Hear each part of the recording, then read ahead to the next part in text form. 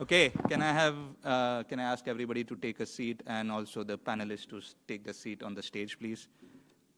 Thank you. Good morning, everyone. Welcome to the first scientific plenary of EGI 2025.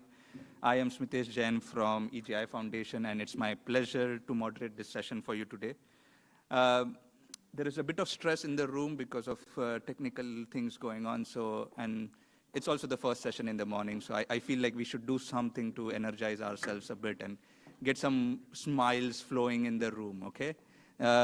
So what I'm going to ask is all of you to get up, stand up, and also panelists, maybe it's easier if you do it here first. It will look nice on the stage if everybody's standing in a nice little line. So I ask all of you to stand up, put your things away, maybe on a seat next to you or a bit far in front of you, so there is a bit of space for you. Right? Okay, we're going to do a quick exercise, and I'm going to speak here, so you might not hear me well, but how it goes is 1, 2, 3, 4, 5, 6, 7, 8, 1, 2, 3, 4, 5, 6, 7, 8, 1, 2, 3, 4, 5, 6, 7, 8, and 1, 2, 3, 4, 5, 6, 7, 8. Then we half it, 1, 2, 3, 4, 1, 2, 3, 4, and so on. Yeah, it's very simple, very easy. Okay, shall we start? Okay. 1, 2, 3, 4, 5, 6, 7, 8, 1, 2, 3, 4, 5, 6, 7, 8, 1, 2, 3, 4, 5, 6, 7, 8, 1, 2, 3, 4, 5, 6, 7, 8, 1, 2, 3, 4, 1, 2, 3, 4, 1, 2, 3, 4, 1, 2, 3, 4, 1, 2, 1, 2, 1, 2, 1, 2, 1, 1, 1, 1. There you go. Okay, now that we have some energy in the room and some smiles on your faces, I think it's a good time to kick off this session today. So we will focus on the intersection of artificial intelligence and aquatic science through the lens of the Imagine project, right?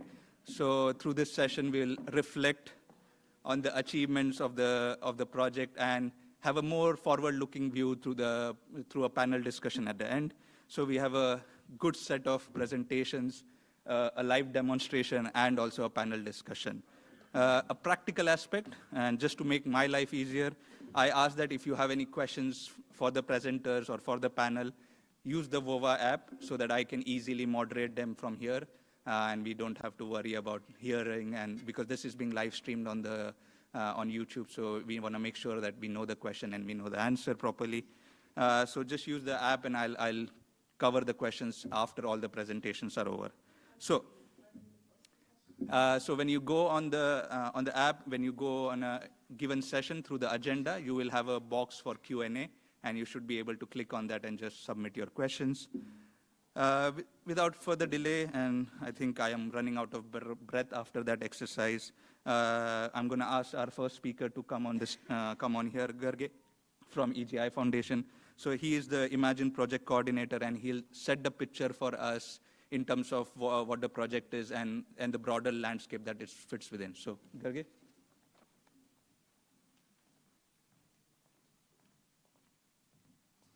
Thank you very much.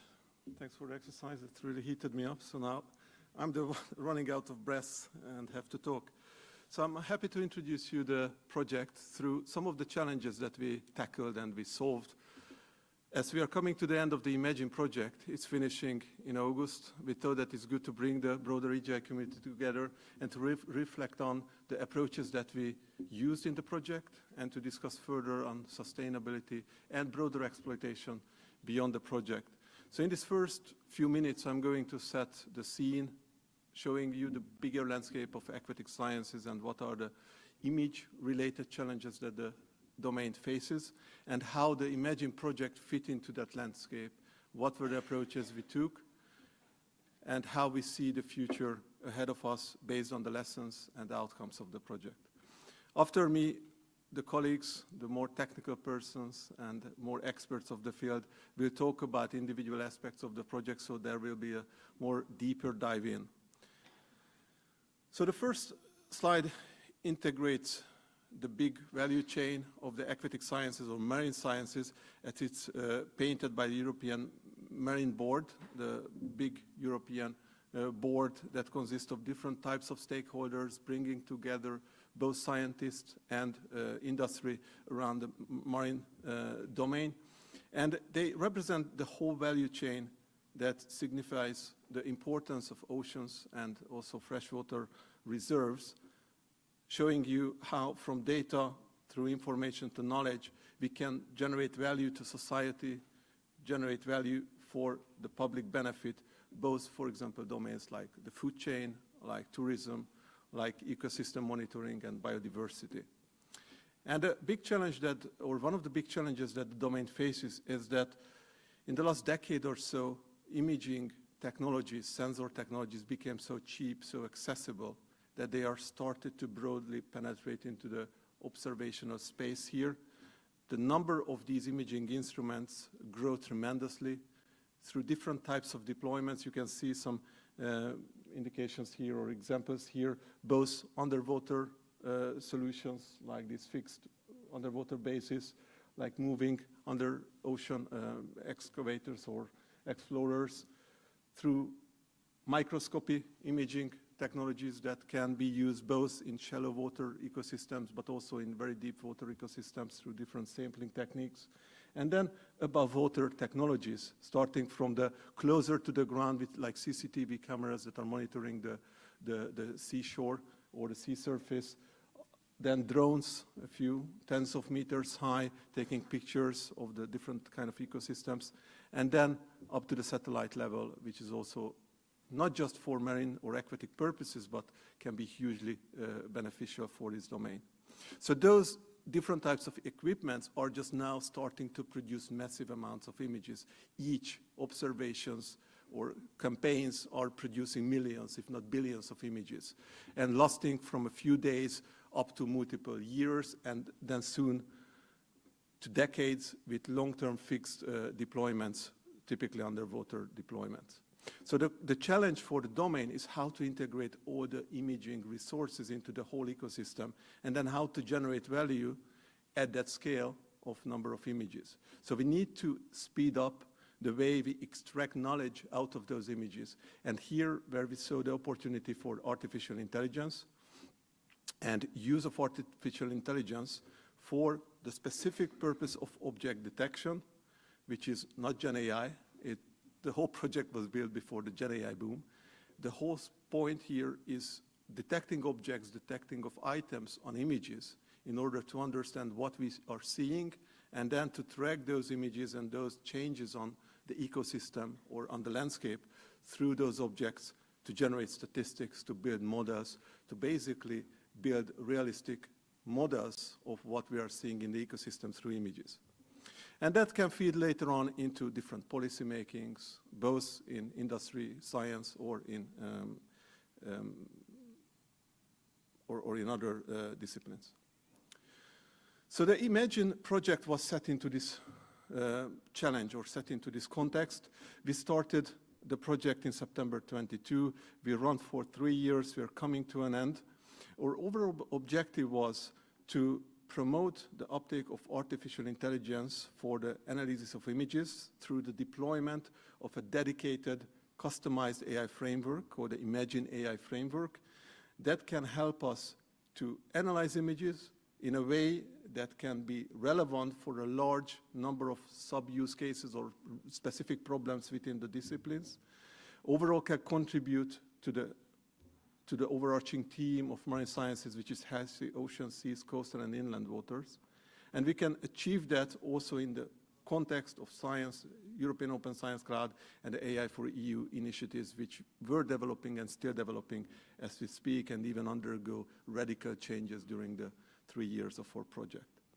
So the whole project size, you can see, is 4.5 million EC funding, with something like 23 partners contributing to it. And here on this slide, I brought together the main components that the project put together and integrated into a single delivery machinery.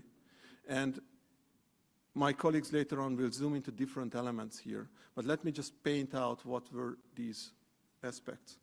So one of the challenges for image processing is the scale in terms of computing, in terms of storage. We tackled that by building on the federated cloud infrastructure of the EGI and brought in 4 specific OpenStack-based clouds from Spain, Portugal, Turkey, and Ireland to be able to gradually scale up the computing and storage needs as the use cases and usage grew during the project.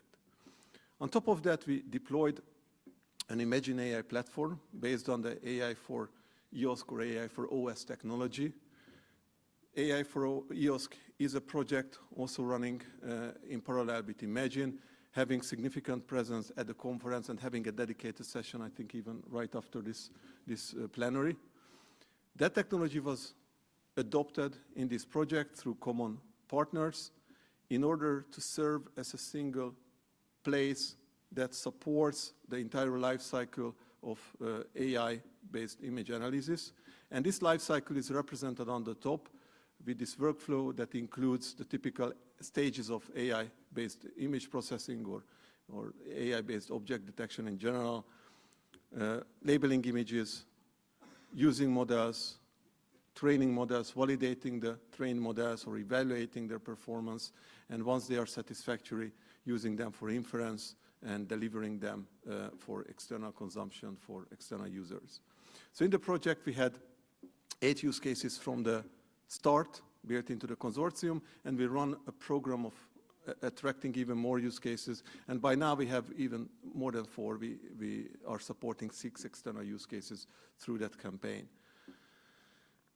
Next to all of this, we also set up a competence center, which was basically a support team, distributed support team, consisting of experts of AI and experts of the AI for EOSC technology, who helped both the use cases in the project and use cases externally in the uptake of the best approaches and the tool itself, the platform itself. They helped the users to go through this pipeline and help them to implement each of the stages.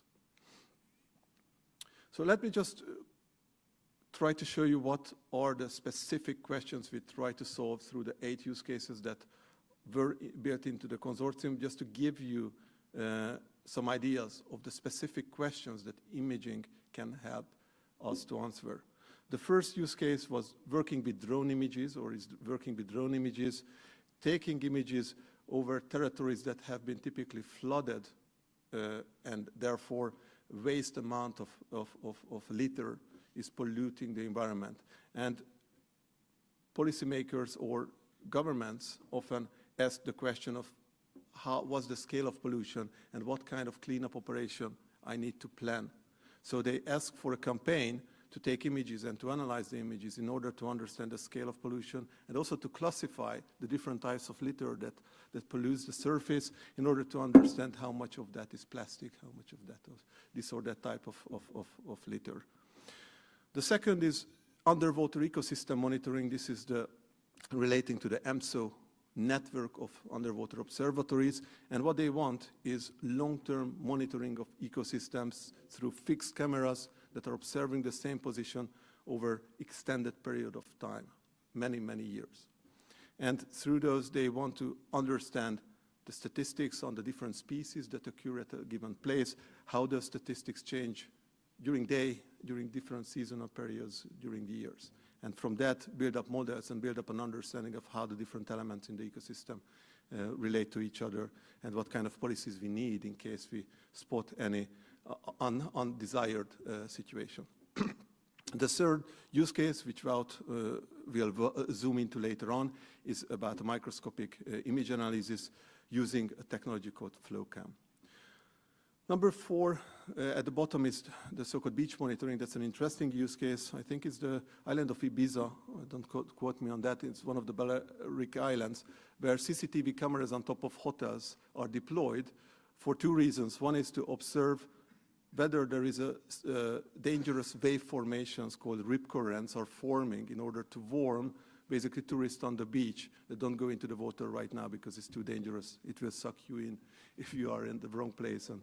And the second part is that to observe a special seaweed called Posidonia oceanica, which indicates the healthiness of the water. And through the accumulation of seaweed on the seashore, they can predict the healthiness of the water inside. The number 4 in the top is ZooScan, another microscopy technology broadly used for deep water ecosystem monitoring. Number 5 is satellite images, predicting and preventing oil spills, monitoring oil spill oil spills across different regions and predicting how they will move, both to predict cleanup or help cleanup operations, but also to prevent broad spillages, for example, in ports where spillage is unavoidable often. Number 6 is underwater voice, which is an interesting use case. We translate noise into images because image processing is a simpler problem. And we do that by transforming the sound into spectrograms, and on the spectrograms, we can detect different kind of spectral segments, and from that we can conclude what kind of artificial or natural source gave that sound, and can help ports, can help sea guards spot illegal fishing, illegal activities in nature reserves, these kind of things. And the last one is the only kind of freshwater use case we had in the portfolio, and that's about specific diatom occurrences also in microscopy images. And here we have 3 microscopy use cases, but they are tackling different ecosystems and are actually different image processing problems. You can see some is colorful, the others black and white. Sometimes the images are, or the organisms on the images are overflowing each other. So they are also technically different challenges. And I said that we engage with further use cases. I'm not going to explain them, but we used an open call to engage with additional ones and help those. And we had a vast amount of inquiries, which we curated, and then we filtered out those that were at the right stage of their life cycle, their right readiness. The teams were able to work with us. And through those additional use cases, we broadened the spectrum of the support and the impact. So overall, what we achieved in the project is we deployed 1 AI platform. We achieved 5 thematic services out of the 8 use cases that we supported. Those were the 5 more major use cases from the beginning. So we aimed with them to reach full-fledged online services that anyone can go and start using to process their own images based on the embedded trained models. Through the use cases, we issued 20 data sets that are labeled data sets, have been labeled during the project or to a large extent during the project. They have been used to train the models that we used, and they can serve, on one hand, to raise the confidence into our models and our services, and on the other hand, they can be used as databases for future model training activities in other projects. And we trained experts in 23 institutes, or we increased their knowledge about the AI-based image processing. We achieved that through the Competence Center, which is in itself a huge contribution to the field to democratize the access to this domain. So the next step for us is how to sustain and how to bring our results further within the domain.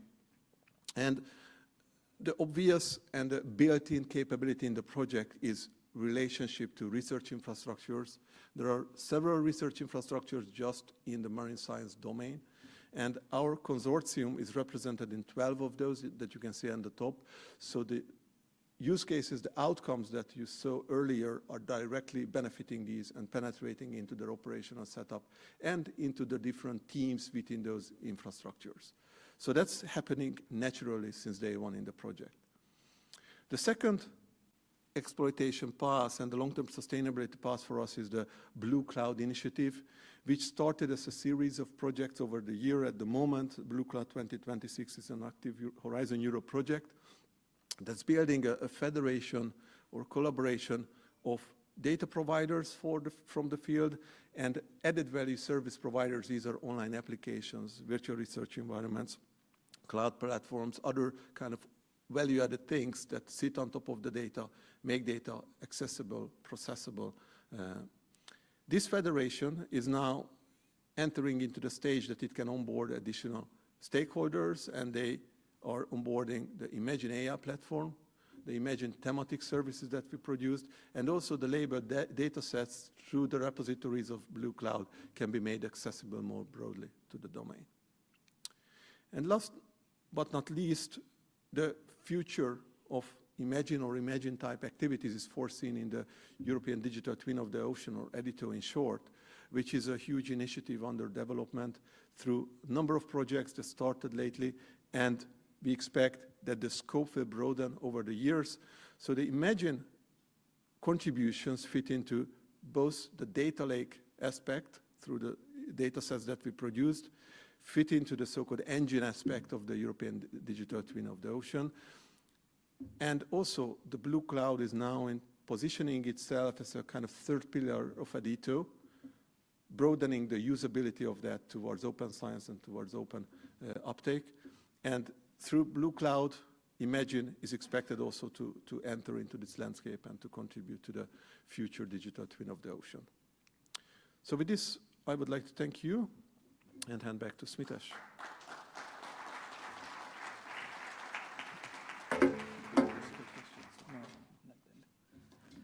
Thank you, Gergely, for setting the stage. Moving quickly on to our next two presentations. So, incorporating artificial intelligence comes with its own challenges and problems. So the next two presenters will highlight two key aspects of the Imagine project on how we are solving some of the challenges when it comes to adoption of artificial intelligence. First to talk about the Competence Center is Faime Alibabe, who supports the Competence Center within the project and all the use cases that Gergely mentioned during his talk. So Faime.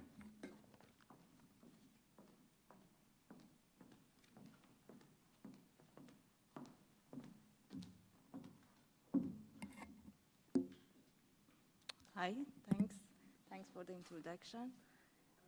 Yeah, as already Gergely mentioned in his talk, I'm here to talk about our competence center and how we facilitate collaboration between scientists in this competence center.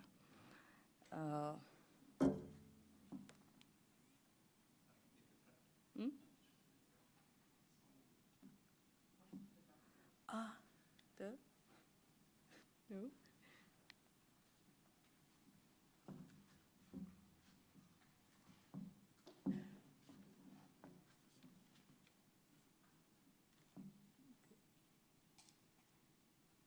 You're pointing to? Yeah. Thanks. Okay. This is the outlook of my talks. First, I talk about what was our mission in this competence center and what was our methodology that we had in mind at the beginning of this project and how we achieved this methodology. Then I think I skipped use cases because Gergely already covered this use cases part. And then I talk about these best practices that we learned during this project, and we collect them as a deliverable, and then summary of my talk.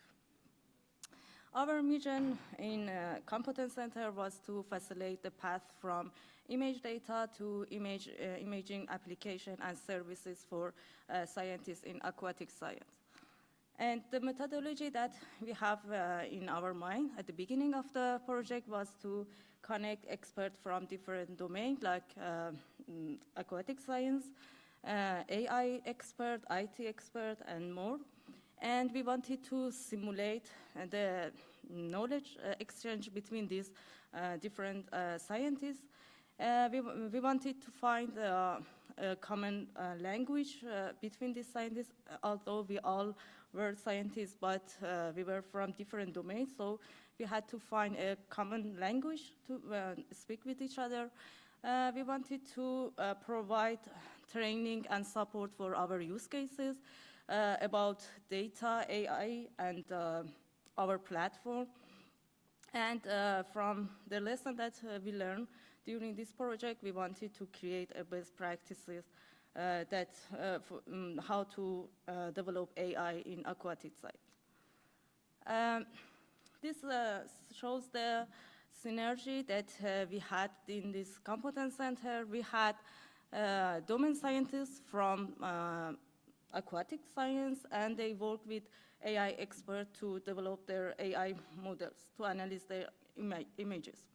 And we work with the IT experts to teach the user learned how to use this infrastructure, how to use the platform, and we also worked with AI for Yosk project, because the dashboard, IMagine dashboard, is based on the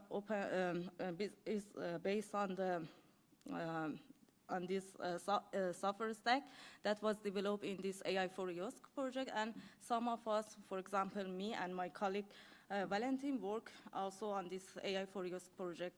So we had good synergy with this project, with AI for Yosk. Keeping in mind our methodology to exchange the knowledge between different parties, we had bi-weekly meeting with our internal use cases. As Gergely already mentioned, we start with 8 use cases, and during the project with the open call, we onboard 6 more use cases, and we had a monthly meeting with these open call use cases. And during these meetings, we try to understand each other, and we try to find out the progress of the use cases and the issue they have during developing of their model, and we try to help them and solve this issue. For the training and support, we had this competence center workshop every year that we get together in some location, and again, we talk face-to-face with our use cases about their progress, the issue, the challenges they have, and about the dashboard, what we add, what is the new on the dashboard, and more. We also had some dedicated event and webinar within the IMagine project, and as I mentioned, we had good synergy with AI for Use project, and they also had some workshop, and our use cases could attend this workshop. We had some course for image services providers, thanks to EGI, and we provide our use cases with support email list, individual meeting, and we consult them, for example, how to add their model to the marketplace, and how, for example, how they can use infrastructure like Oscar, thanks to our colleagues from UPV. From all this lesson that we learned during this project, we also publish documentation, deliverable, paper, and data set. So the input to the competence center was the data sets that our use cases already had, and we helped them to developing their models, and we provide them tools and infrastructure, and the output was 5 image analysis services that are already available on the IMagine dashboard, 20 label and training data set on the Zenodo, and this best practices deliverable, again on the Zenodo. This is the current view of our IMagine dashboard. These green ones are the models that was added by our users, use cases to the dashboard. We also have some general purpose model that was added by a developer of the dashboard, and we have right now one model from one of our open call use case. These models, as I mentioned, are already on the marketplace, and we are open for business. Anyone can go to the dashboard, choose one of these models, and they can authenticate themselves with any account, and then they can choose one of these services and use the try button and see how the inference part of this model works for only 10 minutes, for a short time. But if the end user needs more support from our use case, they can fill a form and ask for more support from from use cases. The last part is about these best practices. From the lesson that we learned during the whole AI development cycle and the meeting that we had with our use cases, we collect this deliverable that is, the title is Best Practices for Producer and Provider of Image Sets and Image Analysis Application in Aquatic Science. Is available on Zenodo, and an extension of this deliverable was submitted as a paper to Ecological Information Journal, and it was accepted. In this best deliverable, we try to cover all the methods and tools for all the stage of developing an AI model, from collecting data to serving the model in the production. These are all the information that we collect from our use cases to write this deliverable. We collect the information, for example, in regard of how they label their data set, which pre-processing method they use, how they handle the biases in their data set, which model they used, and which performance metric they use during developing of their models. And these are the tools and infrastructure that we provide for our user, that I believe in the next talk, Alvaro will talk about, more in details about these tools. And as a summary of my talk, in the Competence Center of IMagine, we facilitate the transition from image data to image services for aquatic science. And the outcome of this collaboration between us and use cases were collaboration between researchers from different domains. The AI-powered service that we provide on the IMagine platform, support and training for our use cases, and these best practices for aquatic science community. Thank you for your attention.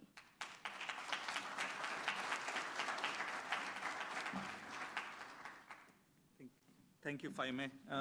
Next, we have Alvaro Lopez Garcia from CSIC. He leads the development of the Imagine AI platform.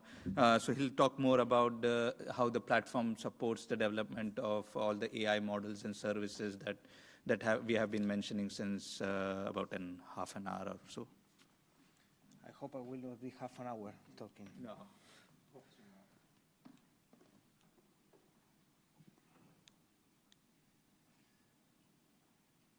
Okay, thank you, Smith. Oh, the screen is there. I have a video. I will warn maybe to click. It's a very short video afterwards, okay? So thank you for the introduction. Today I'm going to continue with Fahime's talk, talking about the technology that we are deploying for the IMagine platform and how we have been adapting this to the user needs. This is the main goal of this talk. I'm not going to enter into the technical details because there are more presentations, as Gergely said, afterwards, because this is empowered by AI for EOS. First of all, a little bit of context, why we are mixing sometimes talking about AI for EOS, AI for OS, and so on. We started with the development of this project in a project called Deep Hybrid Data Cloud that ended in 2020, if I'm not mistaken. And then we have continued developing the platform in a project that is called AI for EOS, that is developing a software called AI for OS that we are taking into IMagine to build this customized platform for aquatic sciences and image analysis. In this synergy, we are in a win-win situation. Why? Because we have a very large user base from IMagine. we get a lot of feedback from relevant communities, large communities. We are able to have more feature delivery because development is done in EM4EOS, and all of this is coordinated thanks to Fahime's team work and the iMagine Competence Center.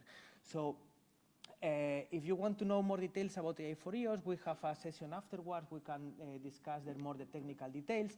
But now entering into iMagine. Okay, what we are doing here, we are taking this software and we are integrating different cloud providers coming from the EGI Federated Cloud to build the iMagine AI development platform that will be used by end users, by scientific communities, to build AI models that then will be deployed in the iMagine AI service delivery platform. We are building this federated platform that spans different infrastructures across Europe. We have CSIC in Spain, INCD in Portugal, Tubitak in Turkey. Those three resource providers are building the development platform, and then we have Walton in Ireland, that is the horsepower for the service delivery. We are also targeting the EOS integration, taking into account that the AI4OS software provides this integration path, therefore the entry barrier for imagining the EOS is quite low. The main message here is that what we have done in iMagine is adapt the platform to the users, not making the users adapt to the platform, obviously to the possible extent. Why? Because user communities are used to exploit some tools, some services, some development environments, and our idea is that they should continue to do so. We need to integrate those tools into the platform in order to be able to offer them added functionality, but we cannot go to an established community and say, no, forget what you have done up to now, but we bring you here our very shiny solution that will be the end of your problems. No, we think that this does not work. For example, we have done this with Jupyter, which is the main used tool for data analysis and visualization, for Visual Studio Code for development. All of these are integrated in the platform, or for more specific tools for image analysis like CBAT for image annotation that I will explain later on. With that, we aim to have a seamless ecosystem also integration with other tools in the European Open Science Cloud and beyond, with a focus on interoperability with other and similar solutions and marketplaces, as I will explain later on. We provide also some rich functionality, but like, for example, where we will cover the whole machine learning lifecycle from data acquisition to serving the model and monitoring it. We have a talk later today about this from Leo, from KIT, and where additional tools can be easily integrated into the platform following the same approach as we have done with, for example, CBAT.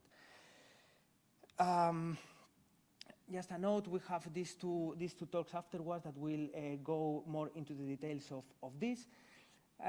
We are talking about the AI and machine learning application lifecycle. This is a simple lifecycle schema, but I think it's quite easy to understand, and I will highlight which are, from my point of view, the main items that we have worked in iMagine that are relevant for the aquatic sciences and image analysis communities. We obviously start from some data that we have, that we will pre-process, that we will create these training, test and validation splits as usual, and then we need to feed that to a model. We can either create a model from scratch, or we can develop, we can open an editor, start coding, or we can use an existing model that may come from an existing model repository. Then we do this training and evaluation cycle of the model until the accuracy is enough, and whenever we are happy with that, we can serve the model to monitor we can serve the model and we can monitor the performance, and then users can use that if we deploy that in production, storing that model again to the model repository so that others can contribute to that. Starting from the data, what we have focused here is integrating with the existing data solutions that people were already using, mainly sync and share solutions, so that you can, on the one hand, synchronize the platform with your sync and share solution of your choice, so your data will be available transparently in the platform. And secondly, we are linking with the data that has been used to train a model, for example, in Zenodo, or in other repositories via metadata. This means that if you have a model that has been trained with a given data set and the metadata is properly set up, so you can go to the platform and you can reproduce the same experiment because you have the same model, you have the same data set, and you can retrain the model, or you can link to a different data set and do transfer learning. Once you have the data available in the platform, you may want to use some tools to annotate that data. We are talking about here image analysis, and one of the most important tasks and the most time-consuming, I think that the most time-consuming task is preparing your data, do this image annotation. For that, we have integrated in the platform CBAT, which is, for example, one of the most widely used tools, services for image annotation, as a request from several communities. This means that once your data set is on the platform, you can use the platform to run CBAT, you can label your model, you can do manual labeling, automatic labeling, and then once the data is labeled, this is already available in the sync and share solution of your choice. Then, obviously, you may need to check if there is some model available. For that, we are focusing all of our efforts in our dashboard and marketplace. This is the look and feel. You can go with the QR code and browse the model. We have quite rich metadata about the model, providing you with all the needed information you need to know for a model, like the libraries that have been used, which task this model is specialized, image segmentation, object detection, and so on and so forth. I'm skipping the loop in the middle because I will run out of time, and I want to focus here on a very nice and very important, nice feature, in my opinion, that is once you deploy your model in production, once you are happy with your model, you can publish it to the marketplace, and this is available for users to try. You can go, you can click the try button, you get a graphical a web user interface where you can upload your data, you can get similar results. If you compare the image in the right-hand side and the image in the left-hand side, they are providing similar results. This will be explained more by Amanda afterwards in the different ways we can deploy models in the platform, because not only we provide these try me endpoints that are used for showcasing and demonstrating the features, but we allow you to deploy the model in production via a dedicated inference API, via via an Oscar deployment using serverless approach, via dedicated API, or via the infrastructure manager, so you can bring your own cloud. And then once the model is deployed, one important thing that we think is that you need to monitor the model performance. In this case, we have implemented, there is no permission, okay, no worries. The idea here is that the data, once you have a model ready, you need to take into account that your model learns from data. And data is not stationary. Data may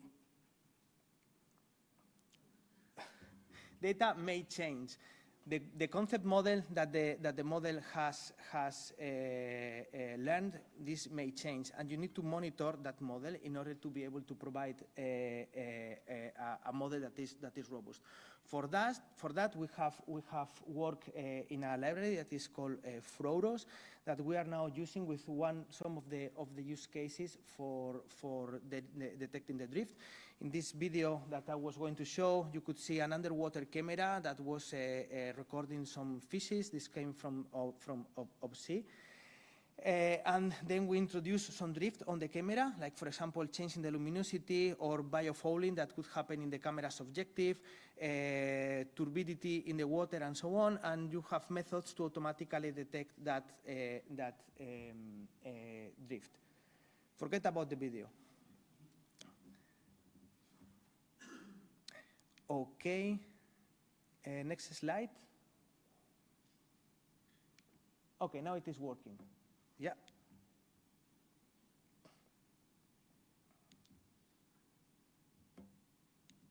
Oh. Okay. Some other features that we think that are interesting and relevant. We are also delivering not only interactive access, but batch executions for background training tasks, allowing more efficient GPU usage. We have engaged with NVIDIA Flare and Flower for federated learning. We think, taking into account that we are living in a federated world, that federated training of models is a natural step in order to better utilize the resources.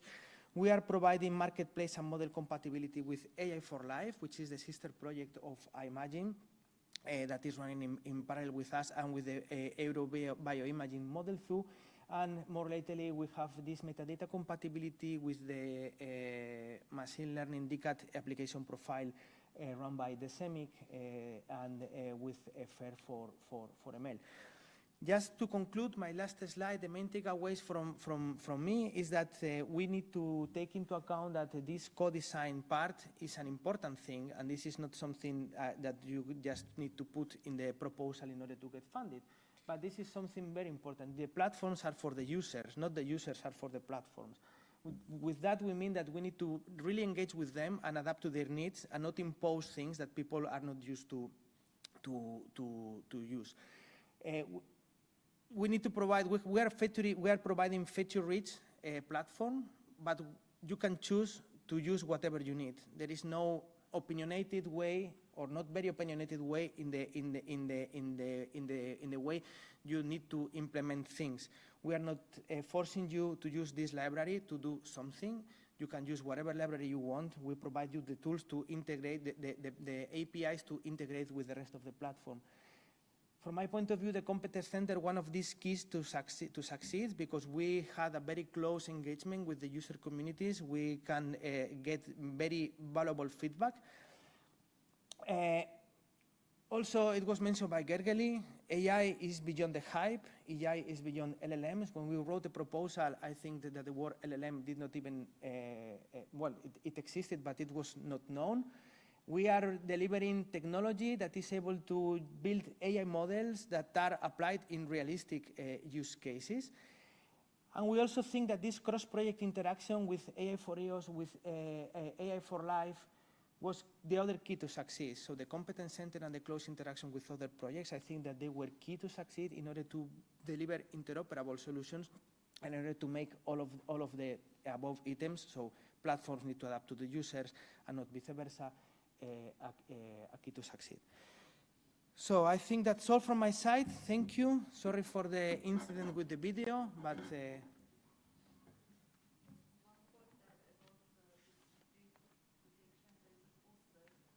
yes, it's true. I forgot to mention. We have a poster about this drift detection, actually. You can vote for it so that we can win and solve the problem with the video. Thank you.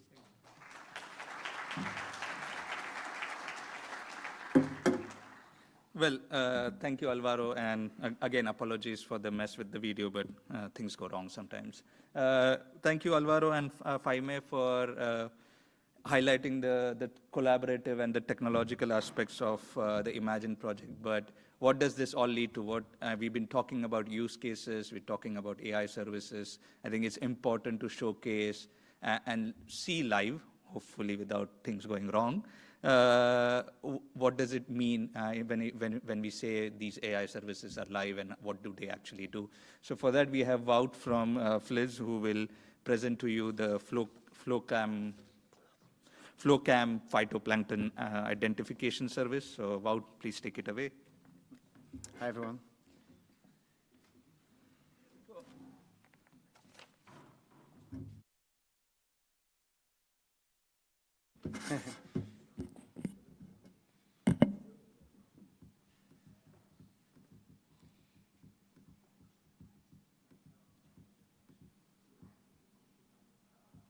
Give me control.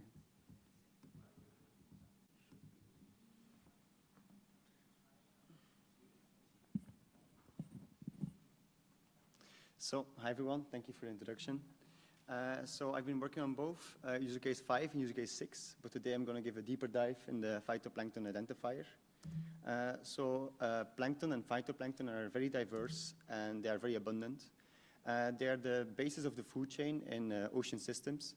And to fully understand these systems, it would be interesting to monitor them, to see what is going on in them.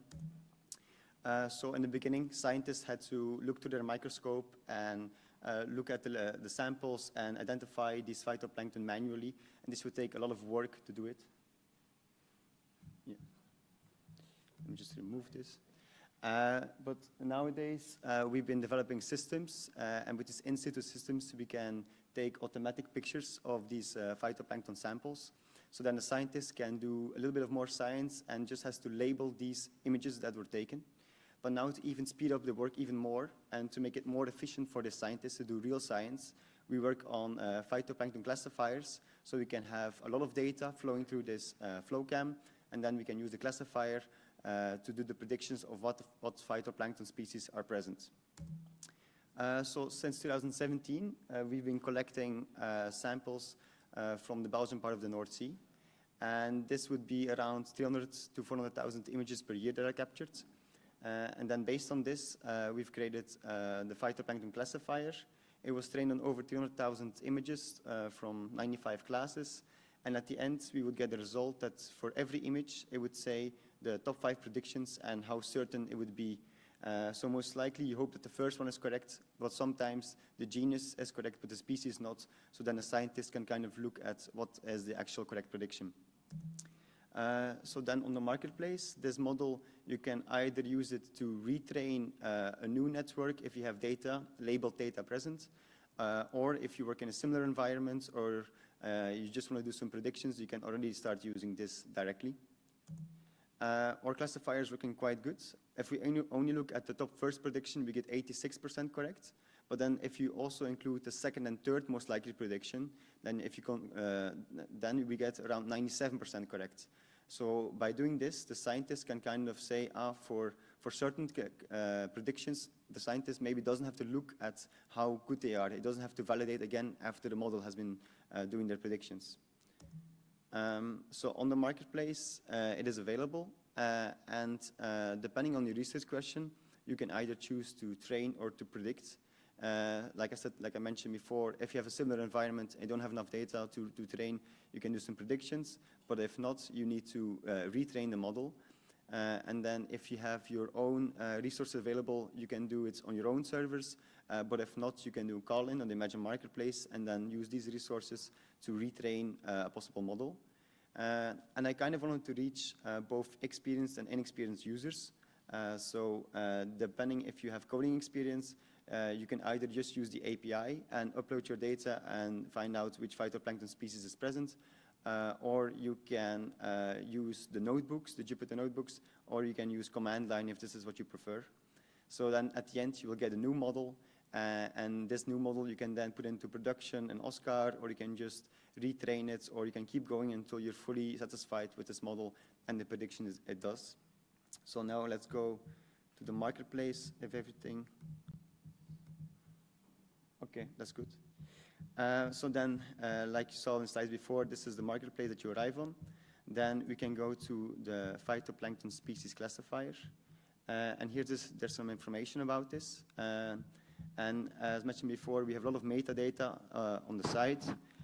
You can look at the data set that we use to train upon.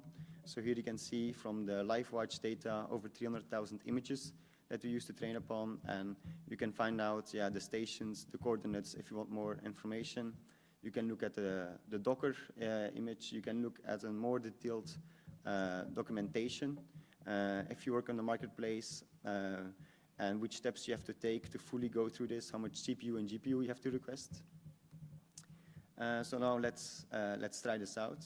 So we can just go to open in Jupyter Lab, and then we can start our deployment. So we can just call this first to the Jupyter Notebook version. So Jupyter demo, choose a password. And then you can choose which Docker tag you want. I'll just keep it on latest because this has been working fine for me. If you want to do predictions, I suggest a little bit of higher CPU, a little bit higher RAM, but if you just want to do interference, you can keep it the same. And then you can actually import our dataset on Zenodo. You can say, hey, I want this included already in the Jupyter notebooks. And I also have some credentials that connect to the Nextcloud server. So on this server, I can also upload data or upload my predictions at the end. And then you can submit this, and then afterwards, in the deployments, you can see that one will pop up here that's being requested, but I made some backups. So here it's queued, and then it will start running. So let's at the same time make just a simple API deployment. So again, the fight to blank to speech classifier, Jupyter Lab, and now we can just use the DPaaS API. So very similar, but instead you can just use it. You can just keep the same CPUs and then start your deployment. And then after about a minute, they should be ready. So this is queuing, but we can start one of the pre-made ones I made, because this will be done after 5 minutes maybe. So we can start the API deployment. So then you arrive on this Swagger page, and then you can choose to train or to predict. So if you're new and you just want to predict something and try it out here, you can do the tryout, choose an image, and then here I have one ready. And then you can choose the type of, I have 2 models made on here. They both have a very similar performance. One is slightly better. And then you can do execute, and then you can see, this is the type, and he's 99% sure. And then the second one is just one the same genus, but different species. So this is the API interface. You can also choose to train on here, but I assume most people will prefer to train within notebooks, but it's also possible within the API. Then we can go to the notebook.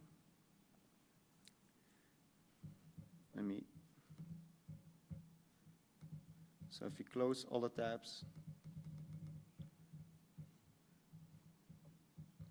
you should arrive the first time you open it on this page. And then I suggest you go here first to the config file. If you want to train something and you want to change the metrics, you want to say, I want to change the architecture or the amount of epochs you're doing, the batch size, everything can be changed manually within here. And then you can go to the notebooks and go over every step just to get some insights into your data. So first we can explore our data. So here in this notebook, within the data folder, I have images. So the first time you want to train something, you just need a folder with each folder name. Within each folder, you have images, and the folder name is the name of the label of those images. So here you can see I have a very small subset of just 6 classes with just some images, and this I will use to, in this case, predict and train upon. So we can explore this one, and then you can see the distribution of these classes for a simple split. For 80% training, 10% tested, 10% validation. You can just look at this and see if this distribution is something you like, and also look at the sizes. If there's some extremes or not, you can look at this. Then, in case you have a different device, we're using the FlowCam VS4 version, but if you have a different version, because we are also just received a new one which is in color, you can do some adaptations to maybe go from this color image to the black and white, or if you have a different device, we're also working with the Plankton imager, and then you can do some changes if that's what you like before you put them into the model. Another option you have here in the other notebooks is data augmentation. So here, you can, if you want, you don't have enough data, you can spin the image, put some black dots on there, make the model see different things that maybe it hasn't seen before. And then we arrive to the training notebook. So here in this training notebook, you can again see the configuration file that's being loaded, and then it will start running the model here in this part. You can see it's running the epochs. It will be a very simple one, just 15 epochs, and then after a while it will be done. Then we can look at predictions. So after the model has been created, I have models created on the big data set, so these are performing quite well. We can then load this notebook and do computations. So this is automatically done on the test part of the data set, but if you want, you can also do predictions if you just select a local image here, or a group of local images, or if you want to select on an online image, all of these predictions can be done within the notebooks. It's just to show the user a bit of the performance. But then at the end, you can look at prediction statistics of the model. So after this is run, after the model has been trained, you can look at how good is the model performing in all these classes. You have 95 classes with each of them having top 5 predictions, which ones are best. So after you run this, you can again see the top 5 accuracy 98.8 and top 1 86.3. And this is the same figure I showed before with, like, I feel like if you include the first 2 or 3, the likelihood is very high that the correct class is in there. It also creates some figures. So if we go to models, and then this model, which is the best working one, we can look at the results. So we can look at, for example, a confusion matrix. And as you can see with all these classes, almost all of them are on the diagonal. And if there's some mistakes, they often tend to be the same genus with different species. Another option you can have is if you filter out based on the certainty of your prediction. So imagine you say, I want all predictions to be, I want the first prediction to be at least 95% confidence level, and all the others are filtered out. So here you can see we go to 95% and all the others are filtered out. The purple line is the data that is left. So all the data where it's less certain, you don't look at this, you look at all the others, but then the accuracy goes up. So the more confident the model is, the more likely it is also correct. So this is just a general look at over the whole deployment, over all the images. But then, if you're a marine biologist, you might want to look for every class. So you can just open one of these, and then you can look at the higher we put the confidence level and the cutoff ratio. So we don't look at the predictions below, for example, 80%. You can see here that it slightly goes up, but there's a lot of data filtered out. But it's highly dependent on the class. For some of them, you can say, I would like to have 85% and most data is kept, but this is like a case by case. You have to do this case by case. For example, for this one, it doesn't really make sense to put a filter because the accuracy stays the same almost over the whole deployment. They're almost all of them, they're quite sure about, and if you filter it out, yeah, if you put a cutoff, nothing really changes. So colleagues of mine will then take a look at all these predictions and be like, for this species, we need to look at the top 3 classes. For this one, it doesn't really matter. If we only look at the top 1 class and say the model has to be 80% sure, we don't have to double check it. We can just keep this as truth. And for the one where we're less sure, we can have a manual person then looking at the model performance afterwards and saying, this one we need to check, the other one not. So this can really speed up the general time a scientist has to look at the samples. He doesn't have to look manually through the microscope, doesn't have to look manually through all the images because we capture a lot. You just have to look at the post-performance of the model and see where the model is performing best and where it's lacking a bit. And then where it's lacking, you can fill in and really speed up your work. The other options we have, so you can see now the other 2 are also ready. Other options we have is we can do the try-out version.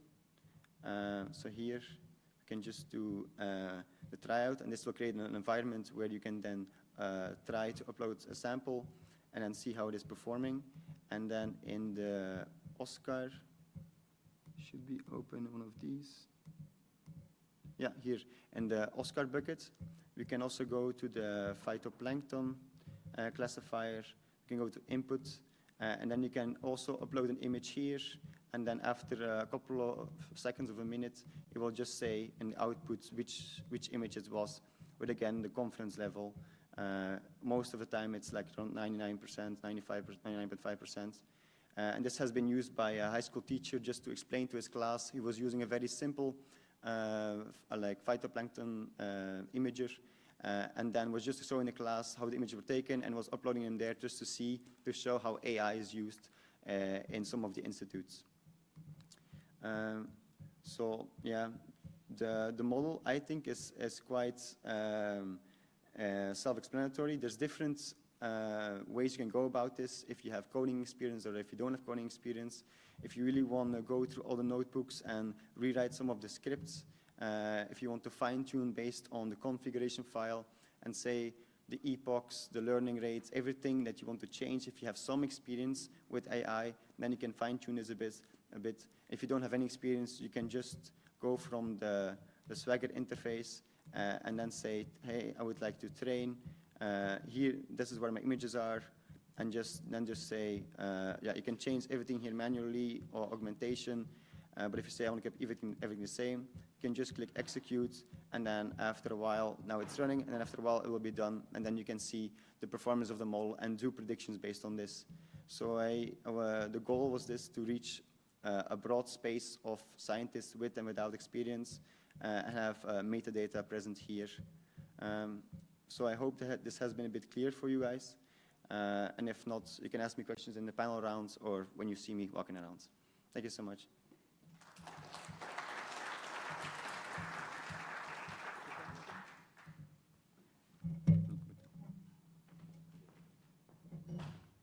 Well, thank you, Wout, for that insightful and practical demonstration. Next up, we have Ilaria Fava, who's the communications manager of the project. She will try to summarize all the key achievements the project has had and discuss a bit about the future steps, which would be a good segue to our panel. Thank you, Ilaria. Thanks, Mitesh, for the introduction. So what I want to give you right now is a brief overview to complement the information that my colleagues have given you about the framework, the infrastructure, the skills, and the services in the project. So let's try that. I would like to start with publications, because even though publications were not the main core of the project managed to produce an extensive portfolio of publications. There are 9 that we actually know, but there are more in the pipeline because, as Faime mentioned, their best practice document is being accepted for publication. So the publications in like high-impact journals and conference proceedings are a way for the project to show the impact on the wider research community, so that the project results are not just siloed, but they can be reused and known to the wider community. In addition to these, the publications and, let's say, the research outputs of the project are useful to demonstrate what is the real-world impact of a project like Imagine, especially when it comes to cross-sector innovation, so the collaboration between different teams, so researchers, specific domain researchers like the Aquatic Science one, plus the domain experts in technological fields. And also, what is relevant for Imagine is that these outputs were like packed in an integrated sharing approach. So publications are accompanied by the data, so the things are all coming together. I would like to mention, for example, that a recent publication from Imagine has published the only use case on fresh waters in the project, has published the largest data set on diatoms ever existing. So this is something that it's interesting to present to you right now. The project has also produced some best practice documents. Faime mentioned one of these. That is probably the one that's more useful and applicable to other scientific domains. But there are other 2 documents. The first one produced at the start of the project and an update to it that are more tailored to the developers of like the services. So if you want to have a look, these are quite popular on Zenodo, it looks like, because they have been having more than 580 downloads overall.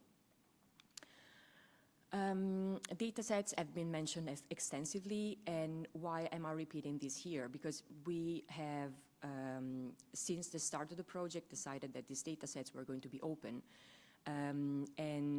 So the project has 20 data sets, training data sets, with more than 6 million images in there. The data sets are all available in Zenodo, and the thing that I want to stress right now is that thanks to the collaboration with Zenodo through the Horizon Zen project, Imagine was able to make sure that these data sets were described according to the needs of the aquatic science community. So through an extensive work done by, with Zenodo and the imaging partner teams, now the data sets show information that are relevant to the aquatic science community at large, for example, where the images were taken, the location, what kind of format the images are. So it's a benefit for the project, but it's also a benefit for the wider community. And in terms of collaborations, apart for AI for EOSC that has been extensively mentioned, the project also aligned with let's say, the state-of-the-art of the infrastructures in Europe, also collaborating with AI for Europe, and let's say, also leveraging on the connection of AI for EOSC and Blue Cloud with the EOSC ecosystem, so that we are ready for whatever comes next. And last but not least, the collaboration with AI for Life and analyse that are related to imaging also helped understand if the project results were going to be useful to someone else, to some other initiatives and projects. I'm not going to explain everything in details, but I just want to show you at a glance the kind of events where imaging has participated over the years. So there were both technical events, domain events, and it's been a pleasure to be able to present the project in such a diverse environment. And yeah, so we are like here until June, where everything is happening. So this week, there's this One Ocean Science Conference in Nice, where let's say, the aquatic community is convening. So we just have Wout here as a representative. So thanks for being here. But we'll see what happens until the end of the project. I want to stress about the fact that the project wanted to empower the researchers involved in the project with a series of training opportunities. So I will start from the Competence Center because it was the core of of how the project was able to develop skills and empower researchers. So there were 3 Competence Center workshops, 1 per year, and all luckily in very nice locations, because the perks of having partners by the sea is that you can go by the sea. But the thing is that what I didn't mention is that this Competence Center workshop were just the result of a series of frequent meetings. We counted 53 meetings over 3 years. So you did a great job in putting the community together and making sure that they were on top of the service development. And to make sure that the service providers in the project were able to deliver their services at the best of their possibilities, knowing what would be the best standards to rely on. The project also organized FITSM training sessions. And just in case you're curious, Elia, my colleague over there, is the trainer, so he will be able to tell you more about what is FITSM and how it can apply to your needs. And thanks to these FITSM training sessions, we were able to train 15 researchers, which hopefully will benefit from the experience.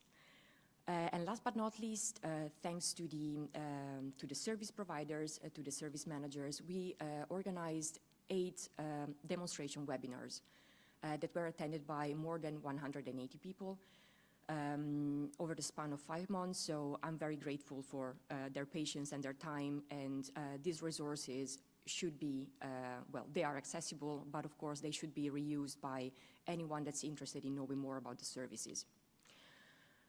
Okay, I'm almost ready to wrap up. So just summarizing what could be, in a few words, the impact of such a project as Imagine. We've seen that, so since the start of the project, Imagine wanted to support and align with some pressing EU and global policy agendas, like, for example, the Green Deal data space, or the UNESCO Sustainable Development Goals. But also, one of the impacts of the project is that the services as they are and the data sets and everything can provide data-driven tools to stakeholders and policymakers to measure progress and evaluate the compliance to certain directives and respond to environmental risk. Because as Gergely mentioned at the start, there are several projects that are able to support monitoring at the local level to prevent risks.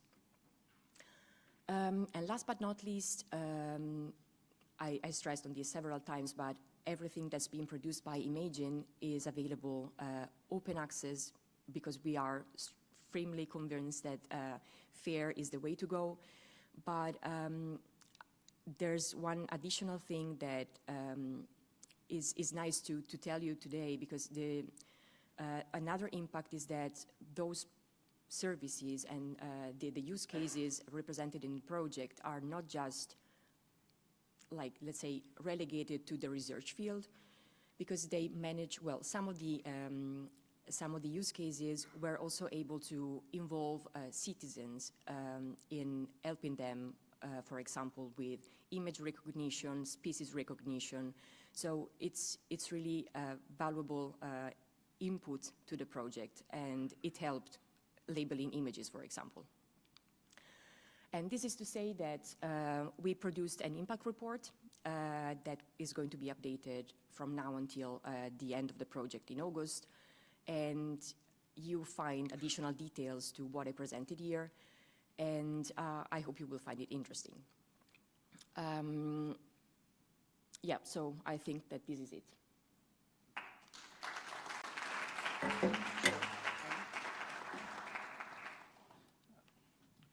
Yeah, thank you, Ilaria, and rest of the panel for the clear overview.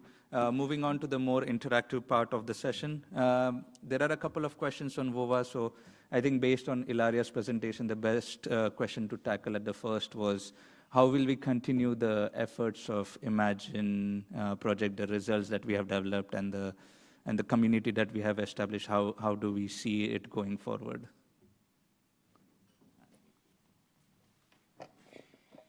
Can I use this one? Maybe I can. So let me start off, and there are many aspects of the project that could continue or should continue in some form. So just looking at from the infrastructure level, supply of capacities for this domain from the EGI Federation, cloud storage. We are now in discussion inside the EGI community about how we could continue as a subgroup inside EGI of committed cloud providers who can support similar initiatives, not just for AI, but in marine sciences or aquatic sciences in general.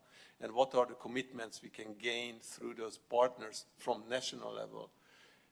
How to complement that with international funding of future initiatives that are in the pipeline. I mentioned Edito and Blue Cloud as the main ones, but there are many other calls also at the European scale for this domain. So I think we need to be ready as a community to tackle these or use these opportunities as they come, but also to matchmake them with national policies and national priorities that are clearly visible in many of the European countries. So, and that's just the infrastructure level. And then about the platform level, I'm sure Alvaro can maybe add something about continuation there. Regarding the platform, so going from the infrastructure that Gergely just said up to the platform, taking into account that this is very tight related with AI for EOS, and that AI for EOS has a sustainability path, I think that on the one hand this is somehow guaranteed because AI for EOS has some sustainability plans in terms of engaging with national thematic nodes like Blue Cloud, for example, and so on. But I think that one important point, and I think it's one of the good takeaways of Imagine, is the community of practice that we have created around. That even though the technology is what it is, the platform is what it is, the tools, the methods, the best practices, they are already entering into the community, which is the key to become sustainable in the future. You cannot force users to use whatever you want, unless you convince them that this is okay, and unless you also provide some paths for having a better utilization of what you do.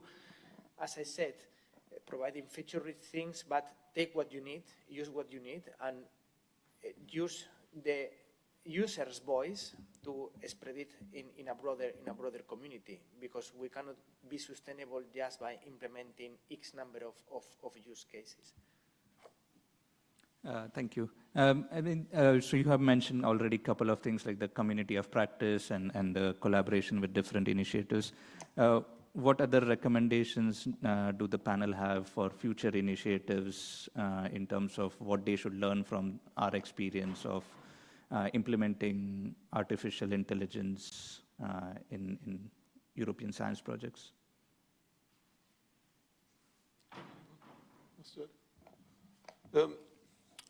Couple of points that we learned during the project, and I think to me one of the first interesting lessons was that I think when we started the project, but support me on this, every use case started to develop their own model, right? It was back in 2022, they said that, okay, in order to do AI, we need to develop a model that can recognize the fish I'm observing or the piece of litter I'm observing. And then by the end of the first year, everybody realized, oh, there are off-the-shelf models which are way better and more accurate than anything I can do.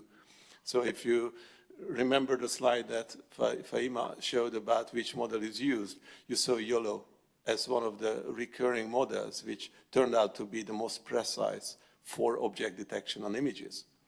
And I think that tremendously speed up our ability to support a large number of communities, because then the knowledge can much easily spread across teams, across even subdisciplines of aquatic sciences, gave us the confidence to support much larger groups. So I think finding those real practical examples that can actually help other scientists is really key. And that's how you can democratize the uptake of AI. I think this project showed, through the number of peer-reviewed publications or publications in general, that we delivered real science. It's not just a theoretical trying out AI. We delivered real science to significant marine institutes who, through their community, were able to publish journal papers. So I think this approach to democratize the human knowledge and democratize access to the platform and to the infrastructure is really key in order to widespread the AI knowledge in Europe. And we work that in aquatic sciences, but I'm pretty sure it could equally strongly work in other disciplines where imaging is penetrating. And I don't know, agriculture is one that came to my mind. Earth observation is clearly, and maybe they are on the forefront here. But there are many, many disciplines where this is emerging, so we could easily replicate, I believe, the approaches. I can also add something. Is it on? It's, I think, yes, it is. I can. I think one of the lessons we learned is that developing AI model is not just having a data and training your model. There is a life cycle that when you train your model, you have to have tools to put it in the production. When you put it in the production, as Alvaro mentioned, you have to monitor it. If there is a drift on your data, on your model. If there is a drift, then you have to retrain your model. So it's not just training your model, publish the weights, and that's it, you're done. No, you have to monitor, you have to have service, to have something to put your model on the production, and you have to you have to have tools for monitoring your data, your training, and yeah, that's it. And if I can add something just to wrap up the thing, I think that what proved to be successful in Imagine was not just to collaborate with sister initiatives and what was in the comfort zone, like EOSC, for example, the EOSC framework, but also with something that was not immediately logical to collaborate with, like Zenodo, because that helped making things working for the community at large. So irrespective of the AI part. Yeah, just from my personal experience, it's kind of related, but I was also working on use case 6, which goes from an acoustic recording, and then you have to do a prediction. So it was kind of a weird way to think to go from an audio to a spectrogram to image recognition. And at some point I got stuck. I was using different types of model, different approaches, different infrastructure, but the model wasn't able to fully learn it. And then I was at one of the bi-weekly meetings I just mentioned, and now I'm here, but again, this doesn't work. Does anybody have any advice? I was kind of, in my head, it was like a long shot, because I was like, they work with more direct images and not the spectrograms. And then one person from the Irish Institute said, have you tried this? And it was just, for me, even, it was a very satisfying experience to even get some feedback, and it actually helped me out. So even when you think, maybe it's not worth to ask this question or to present this problem, at the end, for me, it turned out to be positive. So for me, that was kind of a personal validation. Yep. Yes, very short, because I want to underline one thing, because we have been talking about AI knowledge, we have been talking about the tooling, the infrastructure, we have been talking about knowledge in the domain, and I think that one keyword for this is you need a multidisciplinary team in order to be successful. You cannot do as a real AI application, a real machine learning application with a real impact if you are only a data scientist. And you probably will not be able to implement that if you are a domain scientist.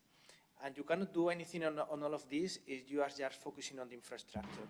So you need these 3 different pillars in order to become successful. You need people knowing the technology, people with knowledge in AI, machine learning, whatever you want to call it, and people with knowledge in the domain. Yeah, thank you. There are a couple of questions on WOVA, and I recommend everybody else in the room, if you have any questions, to submit them through the app. I think they are quite straightforward, but the services are quite great and very useful for a fast update by the users. Are there any hands-on training events planned? Ilaria, you want to take it? Or? I just looked from, we do have the webinars.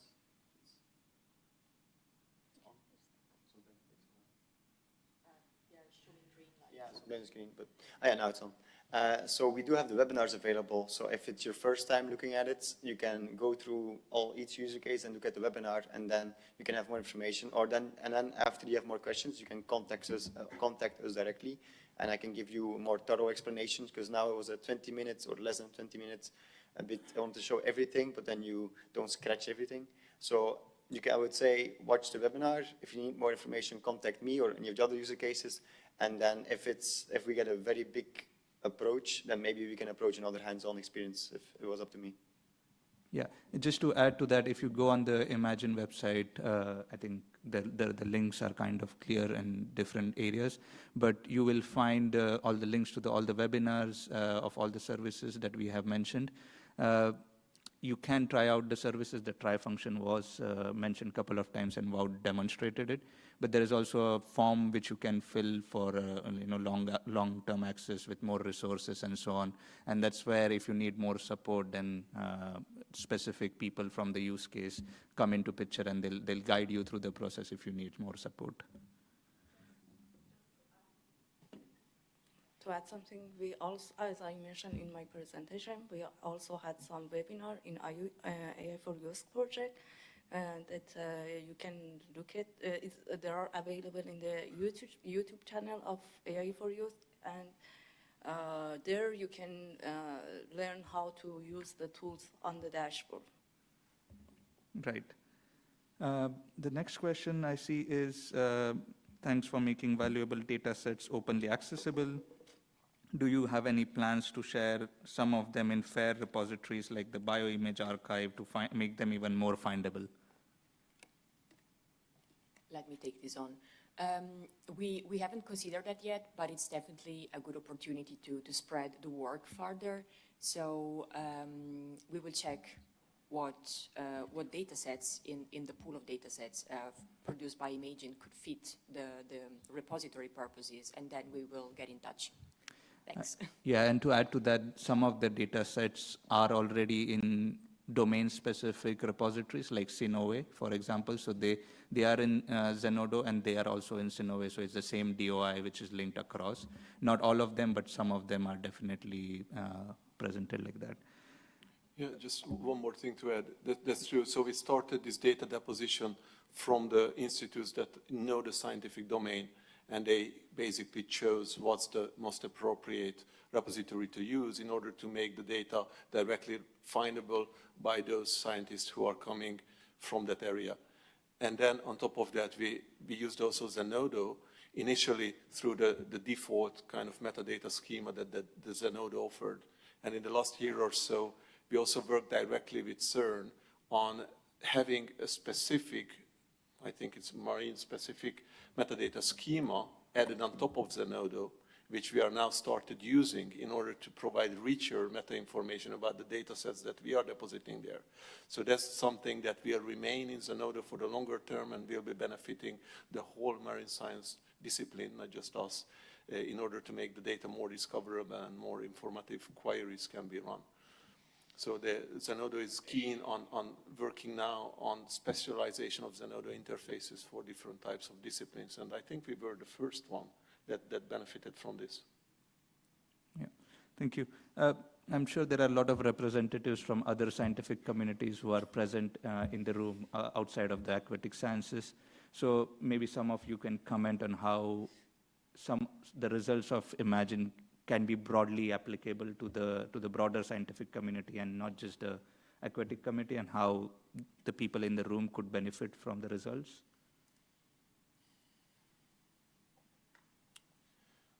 My opinion is that first thing to read that deliverable, which was mentioned on Fahima's slide, the best practices on AI for, maybe it has aquatic sciences in the title, but that's a massive document, very well structured, that guides basically the reader through these generic problems across each stage of the AI lifecycle. And that's a generic thing. It's not specific to aquatic sciences. Maybe some subsections goes to specialized problems that marine sciences faces, typically when they work with images. But in general, that's a very good starting point. And in order to uptake the same approach that we did, what we faced was that when we engaged with additional use cases through the open call, many of them underestimated the importance of having good data from the beginning. In our case, it's often labeled data. So without the labeled data, it's really hard to start off. And that labeling exercise can be time-consuming, which we experienced through the use cases we had in the consortium. So immediately when we engage with additional use cases in the project, we ask them, okay, what's your data readiness? And how much people's time you can dedicate in the next 3 months into making your data AI ready with the right labels, because we use supervised training approaches. And that can be a decision line. Once you are there, then we can help you advise on the best kind of models that can help you with the most accurate results. And then, of course, then it's a direct, frequent interaction that you need in order to fine-tune those models and to validate whether they are precise enough. Maybe change models or change somehow the parameters in the models. And that's the heavy, intensive co-design activity that was mentioned several times. And the other aspect is the pillar for the underlying infrastructure for the computing, and through the AI for OS or AI for EOSC, we can spin off a similar domain-specific platform, I believe, which comes down at some point to sustainability and to long-term commitment from the providers. But it's possible to have similar initiatives in other domains using the same approach, using the same tool set. You just need to know what are the scientific questions, what's the input data, and have the input data sort of ready for AI. Adding on top of what Gergely said, and going into more the technical details, I think that one important point is interoperability between solutions. And I think this is a good work that we have done in Imagine. And one very good example is that we were able to, for example, ingest and be able to execute within our platform the whole marketplace and catalog that was developed in AI for Life that was running independently of us. Why? Because both of us, AI for Life and Imagine, had clear interfaces, clear metadata schemas, and therefore the interoperability was very low-hanging fruit. And we were able to let AI for Life users come to Imagine, bring their models into the platform, do the training and do the serving within Imagine, even though they can continue working with their tools. And this is because we have these clear interfaces, clear APIs, clear metadata schemas that allow us to have a very low entry barrier for interoperability. And I think this is one of the key for success when you try to embrace a broader community. But this has to be two-sided, the work, on us and on the other communities. Okay. I think this is a good time to move to the next part of the conference. Thank you for those practical recommendations and the suggestions for everybody to look at adoption of artificial intelligence. I want to thank all of the panelists and the speakers and also all of you. Not just for attending the session, but also dancing with me. That said, enjoy the rest of the conference. There is a follow-up session which Alvaro has quite mentioned a few times in his presentation, which starts at 11:30 today. There are some aspects of today's presentations which will be continued there, so we hope to see you there. That said, Ilaria, take over. Yeah, don't move, still don't move, because we have the demonstration pitches, so hold on. Thank you.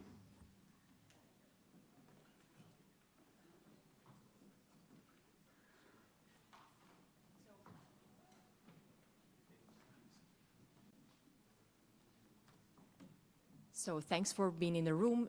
Marcos, sorry, technical information. This part doesn't need to be streamed necessarily, so you can stop the streaming. And so yesterday we had the pitches for the exhibitors and the poster exhibitors, but today, because the demonstrations are taking place this afternoon, I would like to invite the demonstrators on stage to show, to show you why you should attend their demos.